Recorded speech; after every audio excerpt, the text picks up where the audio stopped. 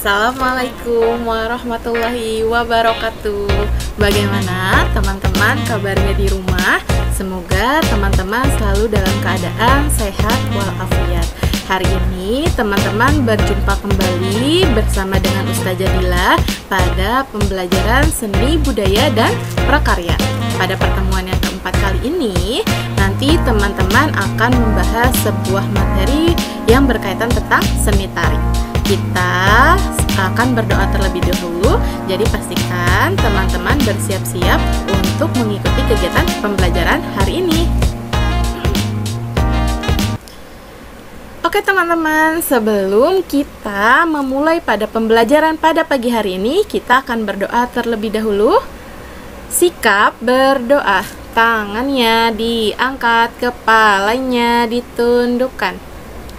A'udzu billahi minasyaitonir rajim.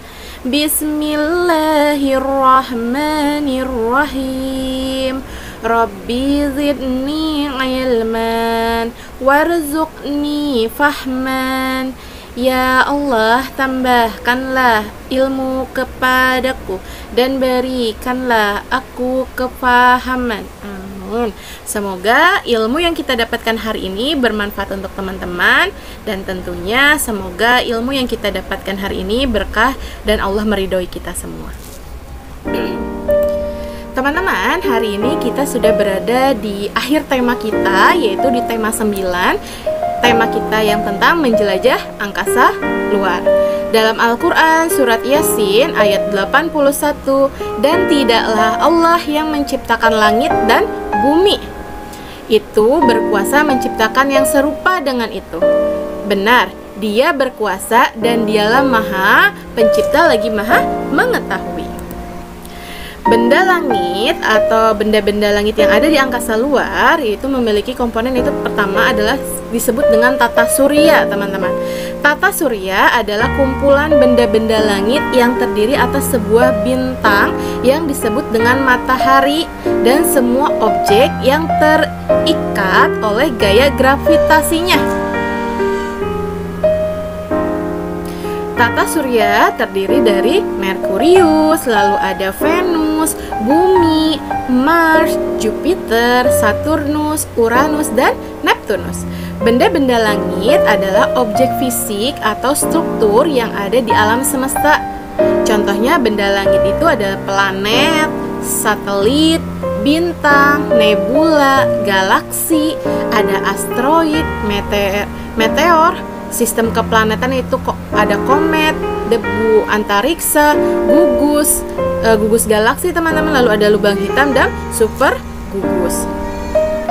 Alhamdulillah teman-teman, sekarang kita sudah berada pada lagu tema kita di tema 9 ini. Ada yang tahu?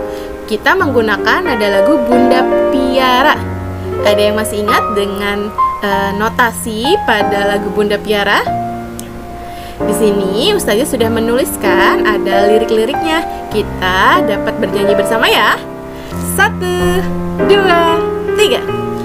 Bila kulihat benda, semua benda-benda yang ada di luar angkasa beserta rahasianya. Sebuah bintang kulihat amatlah terang, galaksi dikelilingi banyak planet, serta kulihat sebuah lubang hitam dan benda langit lainnya. Bagaimana teman-teman? Mudah bukan? Semoga teman-teman dapat menyanyikan lagu tema kita di tema 9. Teman-teman sudah berada pada materi hari ini, yaitu pola lantai pada tari kreasi. Apa yang dimaksud dengan pola lantai pada tari kreasi? Tentu teman-teman sudah mempelajari materi hari ini pada semester pertama. Jadi teman-teman, tari adalah sebuah ekspresi, ungkapan perasaan atau ungkapan emosi yang ditampilkan melalui gerakan-gerakan tubuh seiring dengan irama. Gerak tubuh tersebut memiliki pola-pola gerak dasar tertentu sesuai dengan daerah asal atau sumber gerak tersebut sehingga dapat diuraikan dan dipelajari. Tentunya teman-teman, tarian ini di setiap daerah kita itu banyak sekali macamnya, ragamnya, sehingga negara Indonesia ini cukup banyak sekali tradisi budaya tarian yang berbeda dari satu gerakan dengan gerakan yang lain. Nah, sekarang kita akan pelajari apa itu pola lantai. Pola lantai pada dasarnya ada dua pola garis yang dasar pada lantai, yaitu antara garis lurus dan garis lengkung. Garis lurus memberikan kesan yang sederhana tapi kuat. Sebaliknya, garis lengkung memberikan kesan lembut tetapi lemah. Dari bentuk pola garis lurus dapat dikembangkan berbagai pola lantai. Di antaranya ada horizontal, diagonal, ada garis lurus, ke depan, zigzag, segitiga, segi empat, dan segi lima. Dari bentuk pola garis lengkung dapat dikembangkan kembali berbagai pola lantainya teman-teman. Di antaranya ada lingkaran, lalu ada angka 8, garis lengkung ke depan, dan garis lengkung ke belakang. Tentu teman-teman di sini sudah lihat di gambar di sebelahnya banyak sekali berbagai macam dari pola lantai. Nah, di sini ada pola lantai segitiga, pola lantai segi empat, di sini ada juga bentuk U, ada pola lantai segi empat silang dan zigzag. Nah, di sini juga ada pola lantai horizontal, ada zigzag juga lagi. Di sini juga ada segi 5, segi 4, lalu ada segitiga dan vertikal. Lalu kalau yang lengkung, ada lengkung ke depan, ada lingkaran, lalu ada lengkung ke belakang dan angka 8. Lalu teman-teman, berdasarkan bentuk koreografi, tari di Indonesia dibagi menjadi dua jenis, yaitu ada 3 jenis, tari rakyat, tari klasik, dan tari kreasi baru. Tari rakyat atau tari tradisional, tari rakyat itu adalah tarian yang hidup dan berkembang di kalangan rakyat jelata. Tari rakyat sangat sederhana, kurang memperhatikan norma-norma keindahan dan tidak memiliki bentuk yang standar. Contohnya di sini ada tarian dolalak dan tari rodat. Lalu ada tari klasik. Tari klasik ini merupakan karya yang sangat memperhatikan keindahan. Tari klasik dipelihara dengan baik di istana atau oleh raja-raja teman-teman dan di kalangan bangsawan. Gerak-gerak tari klasik sudah mempunyai aturan tertentu dan tidak boleh dilanggar. Jadi pada zaman dahulu tari klasik ini yang ada di kerajaan-kerajaan itu memiliki aturan-aturan tertentu teman-teman. Jadi gerakannya, pola lantainya itu sudah ada aturannya. Jadi tidak boleh dirubah ataupun dilanggar. Contohnya di sini ada tari tanggai dari Sumatera Selatan. Lalu selanjutnya yaitu ada tari kreasi baru. Tari kreasi baru juga disebut dengan tari modern. Gerak-gerak dalam tari kreasi baru sangat sekali bervariasi teman-teman. Dengan adanya bermacam bentuk karya tari, maka bentuk pola lantainya pun akan bermacam-macam. Bentuk pola lantai karya tari ini yang satu berbeda dengan bentuk pola tari karya yang lainnya. Selain bentuknya yang berbeda, ada pola lantai yang mempunyai maksud dan ada juga yang tidak mempunyai maksud. Pola lantai yang mempunyai maksud lebih banyak ada di dalam tari-tarian klasik. Namun demikian tidak menutup kemungkinan jika pola lantai dan tari kreasi baru serta tari rakyat juga mempunyai maksud. Contohnya di sini tari kreasi baru yaitu ada tari Ratu Jaro dari daerah Aceh. Sekarang kita pelajari dari bentuk tari. Bentuk karya tari kreasi dapat berupa bentuk tari tunggal, tari berpasangan, dan tari berkelompok. Tari tunggal adalah karya tari yang diperagakan oleh seorang penari. Tari berpasangan adalah karya tari yang diperagakan oleh dua orang penari, teman-teman. Adapun tari yang berkelompok adalah tari yang diperagakan oleh lebih dari dua orang penari. Sekarang kita pelajari tari tunggal. Tari tunggal adalah tari yang dibawakan oleh satu orang penari, baik penari pria maupun wanita. Penari pria pada tari tunggal biasanya membawakan tari dengan kuat dan gagah, sedangkan penari wanita membawakan tari tunggal dengan lembut dan anggun. Tari tunggal terbagi menjadi 3 jenis, teman-teman, yaitu tari tunggal ritual, tari tunggal tradisional, dan tari tunggal kreasi baru. Tari tunggal ritual dipentaskan untuk upacara adat di daerah setempat. Tari tunggal tradisional dibawakan sebagai ciri khas daerah tertentu dan biasanya sebagai tontonan masyarakat pada acara pesta rakyat. Tari tunggal kreasi baru merupakan hasil modifikasi gerakan dari tradisional yang sesuai dengan perkembangan zaman. Di sini sudah ada contoh dari macam-macam tari tunggal, yaitu ada tari merak dari daerah Jawa Barat, tari pendet dari Bali, tari kandangan dari Jawa Barat, dan lain sebagainya. Teman-teman juga dapat mengidentifikasi dan mencari informasi apalagi ya kira-kira jenis tarian dari tari tunggal. Selanjutnya yaitu ada tari berpasangan, sebuah tari seni yang dibawakan oleh dua orang penari, teman-teman, baik penari laki-laki dengan laki-laki, perempuan dengan perempuan, ataupun campuran antara laki-laki dengan perempuan. Selanjutnya tari berkelompok, sebuah tari seni yang dibawakan oleh banyak orang atau berkelompok, teman-teman. Penari biasanya lebih dari 2 orang, baik dilakukan dengan laki-laki semua, perempuan semua, ataupun campuran antara laki-laki dan perempuan. Nah, contohnya di sini ada sebuah tarian yang kita sama-sama ketahui, yaitu adalah tari saman asal dari daerah Aceh. Penyajian dari sebuah tari kreasi baru. Dalam penyajiannya, gerak tari kreasi kita perlu memperhatikan beberapa hal, teman-teman. Yang pertama adalah sebuah iringan untuk tata gerak tari dapat diambil dari musik tradisional, musik asing, dan tata bunyi yang telah disusun dengan aransemen sendiri atau diaplikasikan penggabungan musik-musik tertentu.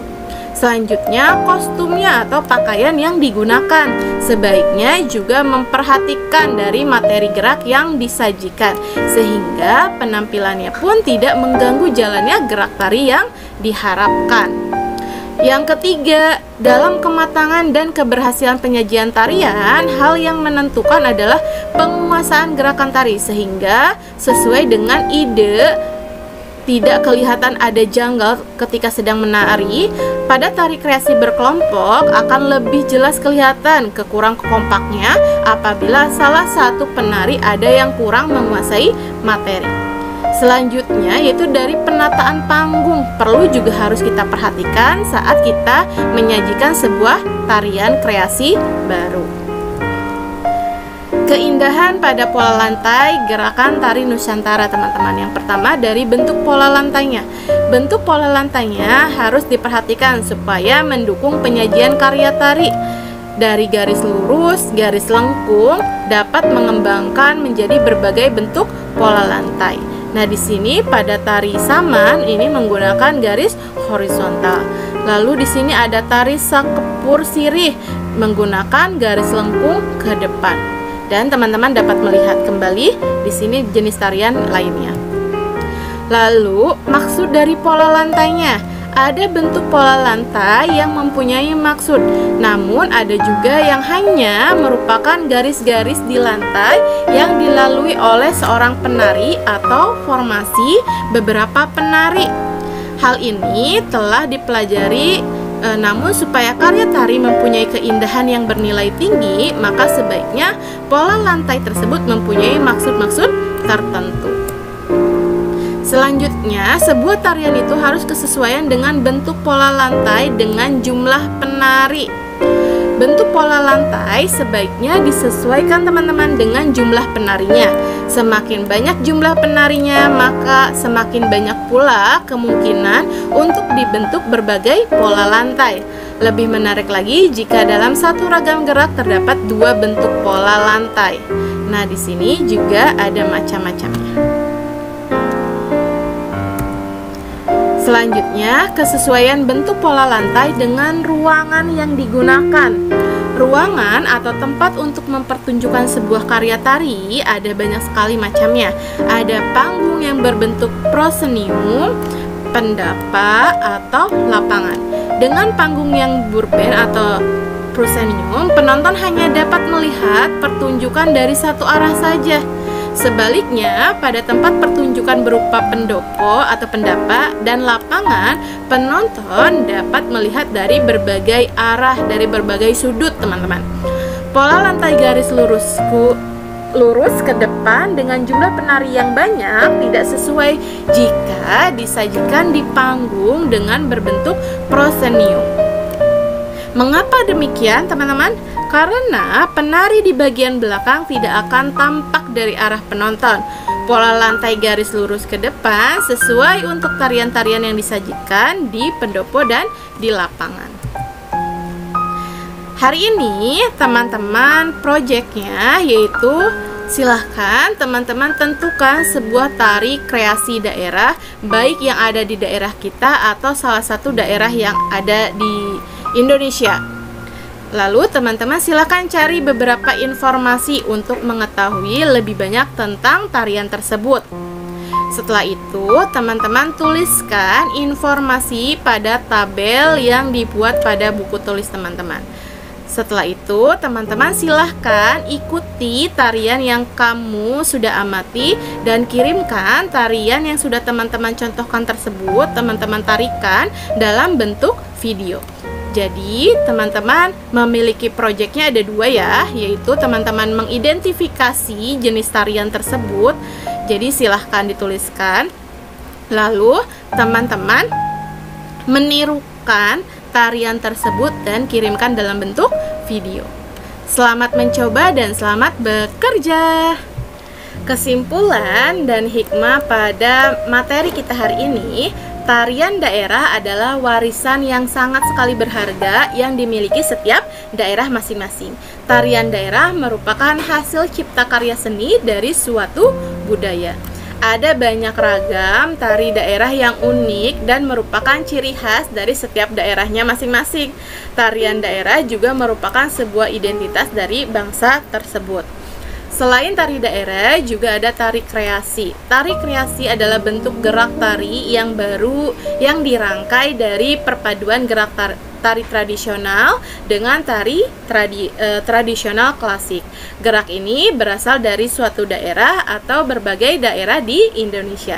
Selain bentuk gerakannya irama, rias, dan busananya juga merupakan hasil dari modifikasi dari tari tradisional.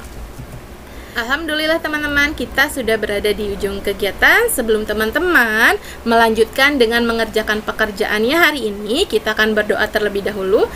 Sikap berdoa. Tangannya diangkat, kepalanya ditundukkan. Doa sesudah belajar. Alhamdulillahirabbil alamin. Segala puji bagi Allah, Tuhan semesta alam. Amin. Alhamdulillah teman-teman, terima kasih bagi teman-teman yang sudah menyaksikan video pembelajaran SBDP hari ini dari awal hingga akhir kegiatan kita. Semoga ilmu yang teman-teman dapatkan bermanfaat untuk teman-teman. Pastikan hari ini teman-teman bekerja tuntas dan dapat melaksanakan pekerjaannya. Ustazah tunggu proyeknya di dalam classroom. Jazakallah khair teman-teman. Sampai ketemu lagi di pembelajaran berikutnya.